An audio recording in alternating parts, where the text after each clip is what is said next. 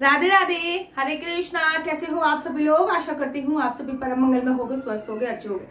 सर्वप्रथम आप सभी को मोहिनी एकादशी की अनंत और अनंत शुभकामनाएं। बैसाख का महीना भगवान श्री हरि विष्णु को बहुत ज्यादा प्रिय है और उसमें भी अगर मैं मोहिनी एकादशी की बात करूं तो मैं क्या ही बात करूं, इतनी प्रिय है भगवान श्री हरि विष्णु को। भगवान श्री हरि विष्णु को मोहिनी रूप इतना प्रिय है कि भगवान श्री हरि विष्णु ने 3 बार मोहिनी रूप धारण किया है। एक बार तो समुद्र मंथन के लिए भगवान श्री हरि विष्णु ने मोहिनी रूप धारण किया था।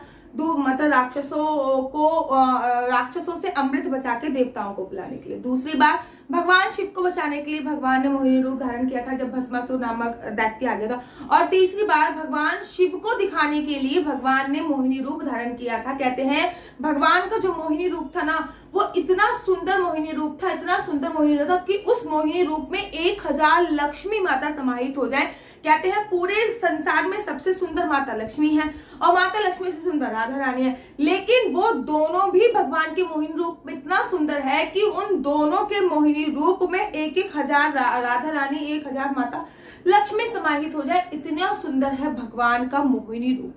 आज अपने अपने बाल गोपाल लड्डू गोपाल को मोहिनी रूप जरूर धारण किया होगा और आज हम बात करेंगे मोहिनी एकादशी के व्रत के पारायण की। देखिए, एकादशी का जो व्रत रखा जा रहा है वो 19 तारीख को व्रत रखा जा रहा है और 20 तारीख को पूरे धूमधाम से एकादशी के व्रत का पारण किया जाता है। जब भी पारण किया जाता है तो उसके कुछ नियम होते हैं, पहले वो नियम बता देती हूँ, फिर आपको पारण कैसे करना है वो बता दूंगी।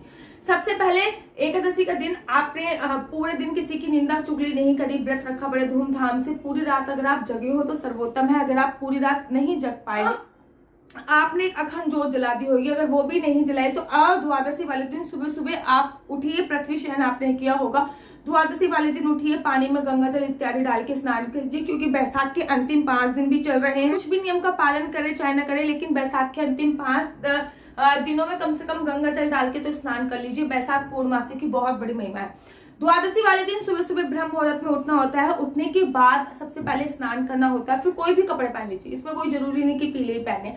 लड्डू गोपाल को उठाइए, लड्डू गोपाल को भी कोई भी वस्त्र इत्यादि पहना सकते हो। सादे पानी से या फिर सादे पानी से स्नान करा दीजिए, थोड़ा सा गुलाब जल उसमें मिक्स कर दीजिए। उसके बाद खाने में आप खीर बनाइए या फिर पोहा भी बना सकते हैं, दाल चावल भी बना सकते हैं, पुलाव भी बना सकते हैं। चावल से रिलेटेड ही कोई चीज आपको बनानी है।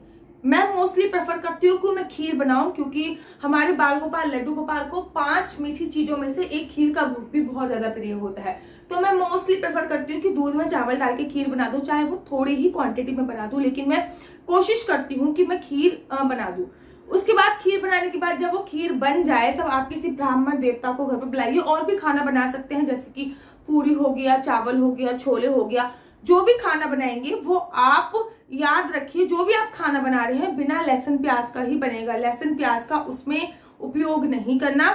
इस बात का भी ध्यान रखना है कि जो भी आप खाना बना रहे हैं वो आपको सबसे पहले किसी ब्राह्मण को खिलाना है। लड्डू गोपाल को भोग लगा दिया, लड्डू गोपाल को भोग लगाने के बाद आपको किसी ब्राह्मण को खिलाना है। घर पे बुलाइए, किसी ब्राह्मण को खिलाइए, फिर उनको दक्षिणा स्वरूप दीजिए।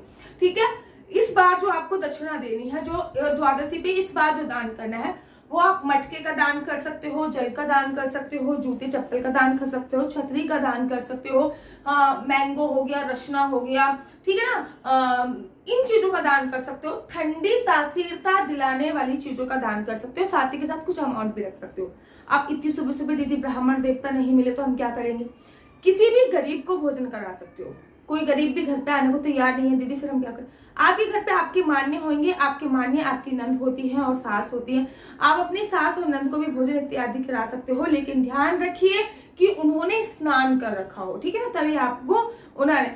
इस द्वादशी पे व्रत के पारायण की जो महिमा कही गई है वो बहुत बड़ी कही गई है। मैं भी आपको एक कथा भी सुनाऊंगी, लेकिन उसके बाद अगर अकेले रहते हो तो गौशाला में जाके गौ माता को वो खाना खिला सकते हो। पूरी हो गया, ठीक है ना, जो भी आपने बनाया है वो आप गौ माता को भी खिला सकते हो या फिर पक्षियों को भी डाल के खिला सकते हो। नहीं तो आप कोई सूखा आइटम, जैसे कि थोड़े से चावल हो गए, थोड़ा सा आटा हो गया, थोड़ी सी दाल हो गई, 1-2 सब्जी हो गई, ठीक है ना, कोई फ्रूट्स हो गए, ये सूखा आइटम आप किसी गरीब को भी दान दे सकते हो। नहीं तो ये सूखा आइटम आप मंदिर में जाके भी दान दे के आ सकते हो। ठीक है, अगर इतना भी नहीं कर सकते तो लास्ट में कुछ पैसे निकाल लिए, 51 रुपए, 101 रुपए, और लड्डू गोपाल के पास वो पैसे रख दिए। उसके बाद आपको व्रत के पारायण के लिए जाना है। व्रत के पारण के लिए अपने बाल गोपाल लड्डू गोपाल के पास गए। उनको जिस जल से आपने स्नान कराया है, जिस जल से आपने स्नान कराया है, वो जल आपने अपने हाथ में लिया, उसमें तुलसी दल डाला और वो जल का आपने पान कर लिया। 1 बार करा, 2 बार करा, 3 बार करा, 4 बार करा, 5 बार करा, 6 और 7 बार। प्रथम बार में तुलसी दल डालना है और 7वीं बार में तुलसी दल डालना है। 7 बार लड्डू गोपाल के चरणों का चरणामृत पी के आपको व्रत का पारायण करना है। याद रखिए, सबसे पहले लड्डू गोपाल के चरणों का चरणामृत की पीजिए, उसके बाद लड्डू गोपाल को जो भोग लगाया है वो भोग खाकर आपको व्रत का पारायण करना है, क्योंकि वो चावल का बना हुआ है कुछ भी चीज, तो वो भोग आपने खाया, उसके बाद व्रत का पारण करना है। कभी कभी ऐसा भी हो जाता है ना, जैसे कि फॉर एग्जाम्पल हमारा एकादशी का व्रत विश्राम हुआ लेकिन प्रदोष का व्रत चल रहा है, फिर क्या करेंगे? फिर आप ये करेंगे कि जब आपका एकादशी का व्रत विश्राम हुआ तो आप चरणामृत पीकर, लड्डू गोपाल का चरणामृत पीकर व्रत का पारण करेंगे। और ये भगवान श्री हरि विष्णु को पता है, भगवान से बोल दो, भगवान आपको तो पता है कि मैं आज चावल का सेवन नहीं कर सकती, आज मैं अन्न का सेवन नहीं कर सकती क्योंकि आज मेरे प्रदोष का व्रत है या फिर आज मेरे इस चीज का व्रत है, तो आप जल पी के व्रत का पारण कर सकते हैं। इसमें जो व्रत के पारायण का समय है ना, वो है 28 मिनट से लेके, मैंने लिखा था टाइम 5:28 से लेके 8:12 तक। मोटा मोटा आप 5:30 बजे से लेकर 8 बजे तक के बीच में एनी हाउ व्रत का पारण कर लीजिए। व्रत का पारायण हरिवासन समय निकलने से पहले किया जाता है। व्रत का जो पारण किया जाता है उसमें इस बात का भी ध्यान रखना होता है कि जब आपका हरिवासन समय निकल जाए उसके बाद व्रत का पारण कीजिए। साथ ही के साथ इस बात का भी आपको ध्यान देना है कि एक सही समय पे ही व्रत का पारण करना है। ये नहीं कि आप 9 बजे कर रहे हो, 10 बजे कर रहे हो, ऐसा नहीं होता है। अगर आप कुछ भी खाना बनाने में असमर्थ हो, फॉर एग्जाम्पल आपने भैया 8:30 बजे तक टू मच अर्ली, आप कुछ कारणवश से आपने खाना नहीं बना पाया, चावल वावल कुछ नहीं बना पाए, खीर इत्यादि कुछ नहीं बना पाई, तो आप एक चावल का दाना लेकर भी व्रत का पारण कर सकते हैं। ठीक है ना, चावल का दाना लेकर भी व्रत का पारण कर सकते हैं। श्रीमद् भागवत महापुराण में बहुत सुंदर कथा आती है कि जो राजा अम्बरीश थे वो व्रत का पारायण समय पर करते थे। राजा अम्बरीश राजा होते हुए भी एकादशी का व्रत रखते थे, और जब एक दिन एकादशी आई और एकादशी खत्म होकर द्वादशी लगनी थी, वैसे ही जब वो व्रत का पारायण करने के लिए जाते तो दुर्वासा ऋषि आ गए। राजा अम्बरीश ने दुर्वासा ऋषि को प्रणाम किया और दुर्वासा ऋषि को बोला कि आज मेरे एकादशी के व्रत का पारण है, आप आइए जीमिए। दुर्वासा ऋषि ने कहा मैं अभी स्नान ध्यान करके आता हूँ। दुर्वासा ऋषि को स्नान ध्यान करने में बहुत ज्यादा समय लग गया। राजा अम्बरीश ने विद्वानों की मदद से, विद्वानों की सहायता से, क्योंकि द्वादशी तिथि जो थी वो क्षीण होने वाली, द्वादशी तिथि खत्म होने वाली थी। कभी कभी ऐसा होता है ना, द्वादशी तिथि बहुत थोड़े से टाइम की मिलती है, जैसे कि अभी निर्जला एकादशी आएगी अगले महीने जेठ के महीने में, तो उसमें जो द्वादशी तिथि मिल रही है ना वो बहुत थोड़े से समय की मिल रही है। उसके बाद त्रयोदशी प्रारंभ है, लेकिन एकादशी का जो व्रत होता है वो जो होता है वो द्वादशी पर ही विश्राम होता है। तो द्वादशी तिथि क्षीण होने वाली थी, अर्थात खत्म होने वाली थी। तो राजा अम्बरीश ने सबसे पूछा ब्राह्मणों से, तो ब्राह्मणों ने बोला कि भगवान के चरणों का चरणामृत का पान कर लीजिए, उसके बाद जब दुर्वासा ऋषि आएंगे तो उनको भोजन इत्यादि करा के आप भोजन का पान करना।